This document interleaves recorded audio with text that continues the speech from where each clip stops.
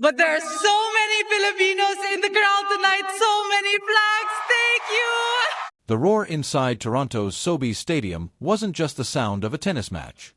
It was the sound of a nation finally seeing one of its own take center stage. 10,000 voices filled the stadium. Philippine flags stretched across the stands and draped over the railings, creating an atmosphere more like a World Cup than a tennis tournament.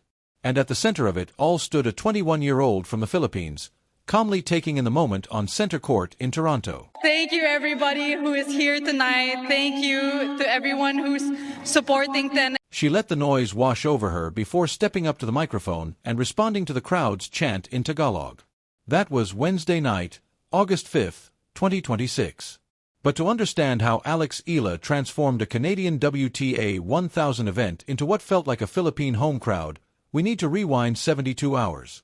Because what tournament director Carl Hale said afterward revealed just how extraordinary the reaction to Eala had become. I've been doing this 20 years. I've never seen such an incredible crowd. What tournament director Carl Hale said afterward was remarkable. A statement from a man with 2 decades of experience in the job who admitted he had never witnessed anything quite like it. And if you were one of the fans who believed in Alex Eala before Toronto, before Washington, before the mainstream media even consistently spelled her name correctly, this is your story too. Subscribe and stand with the fans who saw this coming. Now rewind to Monday.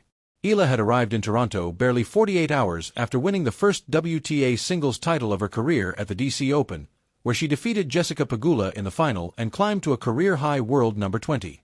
The Filipino fans waiting for her in Toronto weren't coming to support a promising prospect. They were coming to celebrate a champion who had already arrived. And Toronto was always going to be the perfect place for that moment. The Greater Toronto Area has one of the largest Filipino communities in Canada, creating a unique connection between Eala and the local crowd. What happened next was the collision of 3 forces: a young star at the peak of her momentum, a massive Filipino diaspora, and a tournament that finally recognized the scale of the demand around her. Because for years, tennis had underestimated it.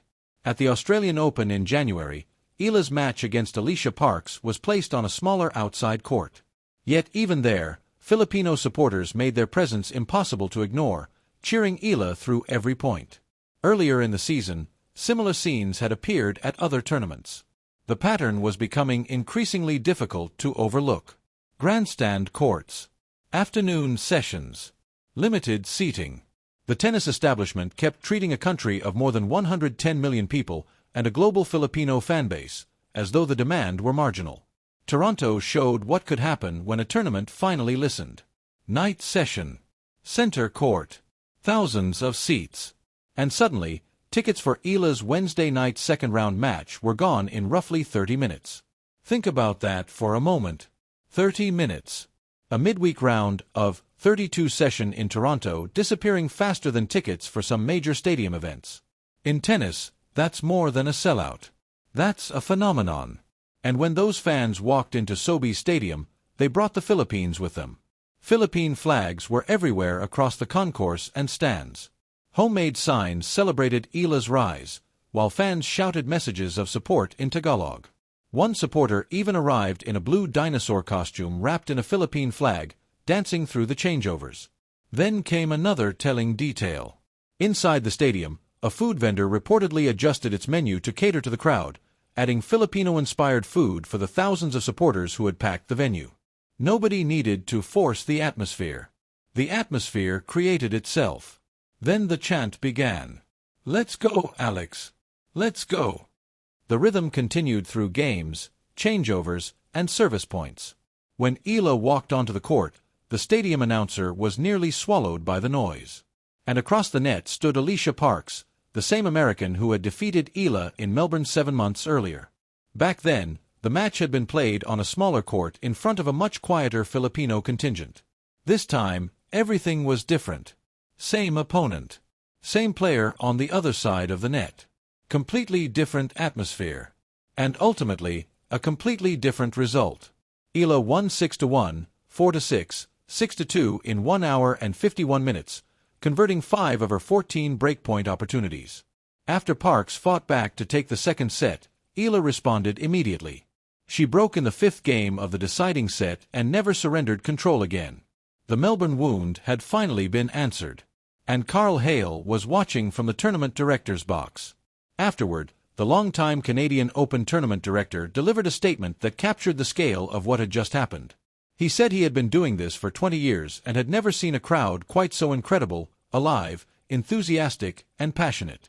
He even described Eala as an absolute blessing to the sport. That's what makes the moment so significant. This wasn't a Filipino sports commentator searching for a dramatic headline. It was a Canadian tournament director, with 2 decades of experience running one of the biggest events in tennis, acknowledging that his own tournament had just experienced something extraordinary. And for the fans who had been watching Eala long before the mainstream caught on, this moment felt less like a surprise and more like confirmation. If you were there during her 2025 Miami breakthrough, when much of the mainstream audience was still learning how to pronounce her name. If you were watching when others were calling her a prospect. You weren't exaggerating. You were early. And on Wednesday night in Toronto, the rest of tennis finally walked into a building the Filipino diaspora had already built. Then Thursday brought a legend of the sport into Eala's corner. Alex partnered with Venus Williams in doubles. Even though the pair fell 6-4, 6-3 to Katerina Siniakova and Anna Kalinskaya, the Philippine flags never disappeared from the stands. And on Friday, Eala completed the trilogy. Back on center court, she defeated Katie McNally 6-3, 5-7, 6-4 in a battle that lasted 2 hours and 39 minutes. That made it 7 consecutive victories and sent her into the round of 16 at a WTA 1000 event. And somehow, the crowd was even louder than it had been 48 hours earlier. Which brings us back to Venus Williams.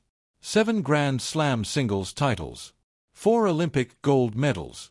14 Grand Slam doubles titles alongside her sister Serena. A former world number 1 who is still competing at 46. There are very few people in tennis whose words about a young player can instantly carry that kind of weight. Venus Williams is one of them. At the joint press conference on August 6th, Venus didn't hide behind diplomatic language. She called Alex Eala a world star. She described her as incredible, praised her as an impressive young player, and highlighted her mentality just as much as her tennis. When a player who helped define an entire era of women's tennis calls a 21-year-old ranked number 20 in the world a world star, she's saying more than the ranking. She's talking about potential. She's talking about a ceiling that may be much higher than the number beside Eala's name today. It was a passing of the torch in real time, with cameras rolling. And now comes the part tournament directors and tennis executives are beginning to pay closer attention to the economic impact. Jessica Pegula, who lost the DC Open final to Eala just days earlier, has acknowledged the surge in Filipino interest surrounding Eala and the increased attention that followed her breakthrough. That isn't just fandom. That's an audience. That's a market. Coco Gauff also put the significance into perspective during a Toronto press conference, noting how powerful it is when one player can connect an entire nation to a sport that hasn't historically had that level of representation. And Toronto is only the next data point. After this tournament comes Cincinnati. Then, just weeks later, the U.S. Open arrives at Flushing Meadows in Queens, a borough with one of the largest Filipino communities in the United States. If Eala can generate this kind of demand in Toronto, imagine what the atmosphere could look like in New York. Filipino Canadians. Filipino Americans across Queens and beyond. And millions of fans watching from the Philippines. They're all following the same player. That's no longer simply a fan base. It's a movement with a passport. But this wasn't a perfect week. Thursday night, only one day after the emotional victory over Parks, Eala and Venus Williams lost their doubles match 6-4, 6-3. It was a real defeat. Same court. Same crowd. No heroic scoreline to hide behind. But Eala didn't disappear. She stood beside Venus at the press conference, talked about how special it was to play under the lights, and thanked the fans who had created such an incredible atmosphere the night before, and stayed to support her even when she lost. She also spoke directly to the Filipino supporters. So many Filipinos. So many flags. Thank you. Less than 24 hours later, she was back on center court. And she won another marathon. 2 hours and 39 minutes against Katie McNally. The flags were still there. And so was Eala. 30 minutes to sell out a Wednesday night. A Filipino-inspired food option appearing inside the stadium. a tournament director with 20 years of experience, admitting he'd never witnessed anything quite like the atmosphere. Venus Williams calling Eala a world star. A fan in a blue dinosaur costume wrapped in a Philippine flag dancing through the changeovers. And in just 7 days, Alex Eala had won her first WTA singles title, broken into the world's top 20, helped generate extraordinary demand for a WTA 1000 session, and transformed a Canadian tennis tournament into something that felt remarkably close to a home event for Filipino fans. Now here's the question. Eala is into the round of 16 in Toronto, with the US Open just around the corner. Can she turn this incredible run into her first WTA 1000 title? Or will the pressure of carrying the expectations of an entire nation finally catch up with her? Call your match. Call the round you think she reaches in New York. Make your prediction. And if you've been watching Alex Eala since before Toronto, before Washington, before the mainstream media consistently knew her name, then you already know what this moment means. Subscribe and stay with the fans who saw this coming. Because the next chapter is being written on center court, and the people who recognized her early deserve to be there when the story gets even bigger.